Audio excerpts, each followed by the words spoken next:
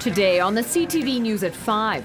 It was well worth freezing our butts off. Why some Elton John fans are frustrated with the online upsale of tickets for the Rocket Man's concert. A new trial date has been set for a Lethbridge man charged with second-degree murder. And why a Lethbridge shooting range has been shut down again. CTV News with Jackie Scantlebury. Good afternoon. Despite the name Last Minute Lethbridge, tickets to Elton John's concert at the NMAC sold out in less than an hour. While many fans are left without tickets, some are more disappointed by those who are trying to profit online. Alicia Fieldberg reports. Despite his promise, Elton John did go breaking some hearts in Lethbridge, though it wasn't really his fault. Chris Spearman is one of many music fans who didn't get tickets, even though he was online the moment they went on sale. We were in the virtual waiting room, and then you got into a place where you could order tickets, and every order we placed wasn't accepted. The concert sold out in less than an hour, making it the fastest sellout in Lethbridge. The influx of calls temporarily shut down the ticket center. Even with full staff working the booths, some people in line even walked away empty-handed. It was well worth freezing our butts off. It was a dream come true for dozens of fans who camped out to be at the front of the line. Some were there 2 days before tickets went on sale and say it's completely worth it. I got here Friday at about 1:20, 1:30, something like that. It was pretty chilly, wind chill. I had a good time chatting with everybody. For my parents, minus 25 with the wind chill, sitting outside wrapped in a blanket on a chair. Getting those tickets for them is definitely worth it. I love Elton John. That's it, that's all. Yeah. Online, many ticket holders are offering to sell, most at a profit of a couple $100s. There's plenty of prospective buyers online too, one who's willing to pay more than $1,000 each for front row tickets. Spearman says he would pay a little more than face value, but he doesn't want to feed exploitation. When it's a small venue like Lethbridge, you know, it'd be nice if we could sell the tickets to the people that want to go, not the people that want to profit from the tickets. The Alberta Amusements Act used to ban the upsale of tickets, but that law was shut down in 2009. For those left without tickets and not willing to pay more than face value, I guess that's why they call it the blues. Alicia Fieldberg, CTV News, Lethbridge. The Elton John concert is April 24th, and some people have already posted ads online to sell their ticket stubs after the concert. Now, the city of Lethbridge says they are disappointed that tickets are being scalped, but call it human nature for some to want to profit. Officials say they tried to make the sale fair for everyone. They capped the number of tickets that one person could buy at 8. They also set aside a large number of seats for those who waited in line, and the rest were sold by phone or online. There was no advance tickets done at all on this event, which is the first event that there no advance tickets are sold, and just because of the magnitude of this entertainer. City officials say the phone lines did go down, but it was only for 4 minutes until they were back up and running.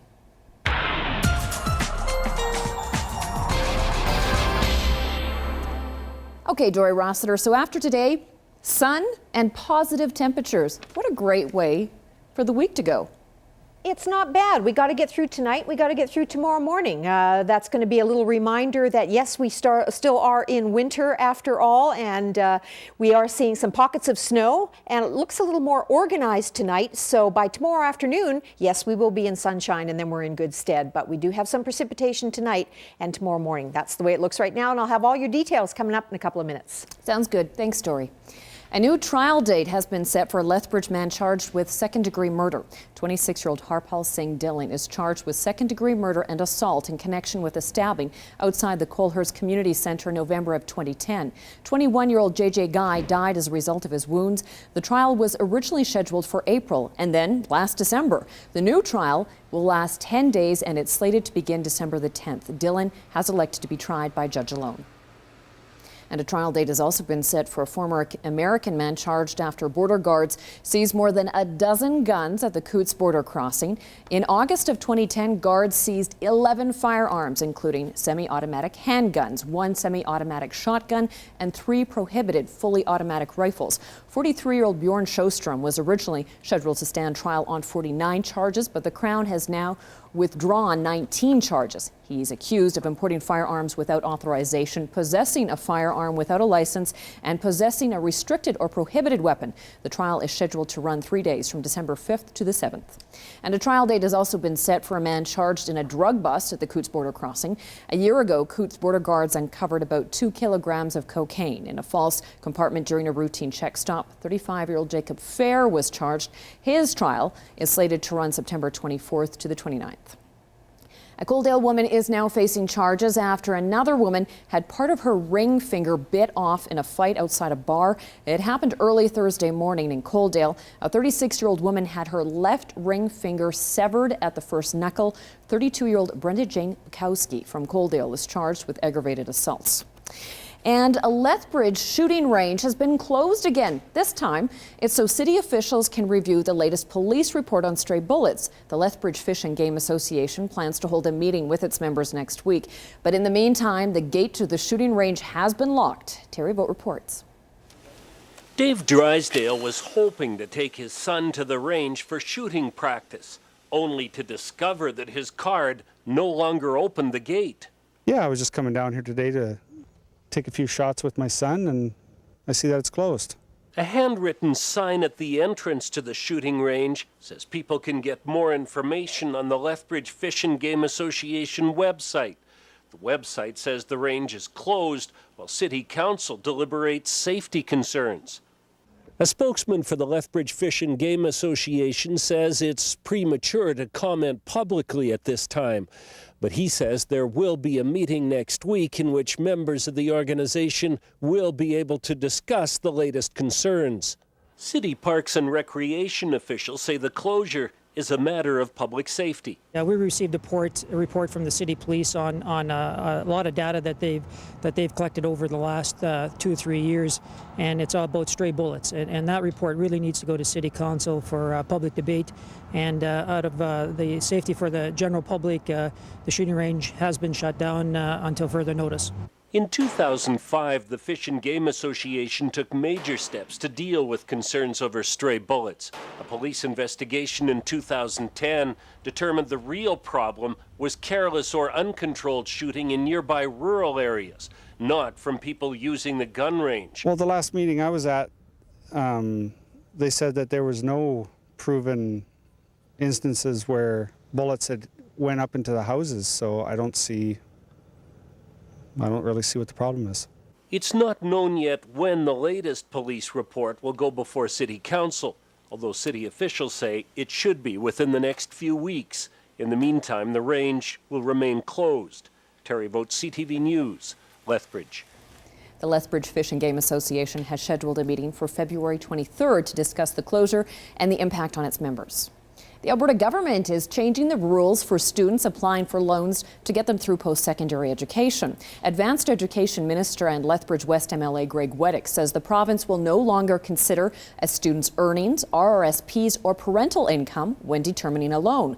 Students will have to show that they have at least $1,500 set aside towards their education. Single parents will not have to contribute anything now. Other changes include dropping interest rates from the 6-month repayment grace period after graduation. The government is also streamlining applications so students will only deal with one organization called Student Aid Alberta. The Castle Crown Wilderness Coalition is holding rallies in Calgary and Edmonton tomorrow to raise awareness about logging in southwestern Alberta. Groups managed to delay the logging operation by setting up a protest camp at an access road southwest of Beaver Mine for 3 weeks. 4 protesters were charged after failing to leave the site when ordered by RCMP. They'll be appearing in court later this month. Meanwhile, though, anti-logging groups will be organizing Valentine's Day rallies on the steps of the legislature and the McDougall Centre in Calgary. The Wilderness Coalition says the impact will also be felt in other parts of the province. Several areas in the Kananaskis area are also slated for clear-cut logging.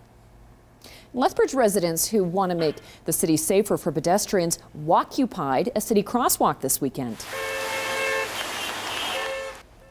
Dozens of people marched through the intersection outside the Civic Center Saturday afternoon. The group organized the walk after a recent rash of pedestrian deaths and injuries in the city. The organizer witnessed a fatal pedestrian collision when a car hit a woman in this very crosswalk last year. He says he wants to raise awareness about the importance of being a cautious and responsible driver. The consequences of a moment of inattention can be traumatic not only for the person that was struck and their family, but also for, of course, for the motorist as well. That's a life-changing event to strike and kill someone in a crosswalk. The crew plans to continue their awareness campaign by occupying other city crosswalks. And organizers are still tallying the totals from the 4th annual Family Fishing Derby at Horseshoe Lake near Cranbrook on Sunday. It's a fundraiser for local families facing the financial challenges of having a child with cancer. Kimberly Davidson has that story. Anglers of all ages made their way to Horseshoe Lake to compete in the Family Fishing Derby in support of kids with cancer. Well, I haven't caught anything yet, but I'm sure I'm going to catch one. Oh, it's a good cause, number one, and it's close, number two. And yeah, awesome day out in the woods. We're out on the lake, nestled in the woods. It's a day full of games and activities, silent auctions, and big prizes. Like this first prize, Lund Fishing Boat. 4-year-old Dale Fox shows off his catch, which he's pretty sure will pay off big. You gonna win a prize? Yes. What are you gonna win? Xbox. And what else? A TV Xbox. This is the 4th year for the Family Fishing Derby, and every year it brings out about 2,000 people and raises more than $20,000. Just the need for these kids that need money to get their treatments and stuff, and that's what we provide. So it's just something we're dedicated to doing. Kids like Riley Inglis, who was diagnosed with cancer when she was 15 months old, but is now in remission. Everybody needs help when they have cancer in their family. It's just unreal. So, what's the matter, babe? Oh, that's a microphone. Would you like to say hello? You say hi? Hi. The Derby always gets lots of support from local businesses. One company even donating a trip to Disneyland to be given to a local family with a child battling cancer. Kimberly Davidson, CTV News, Cranbrook. That's pretty cool.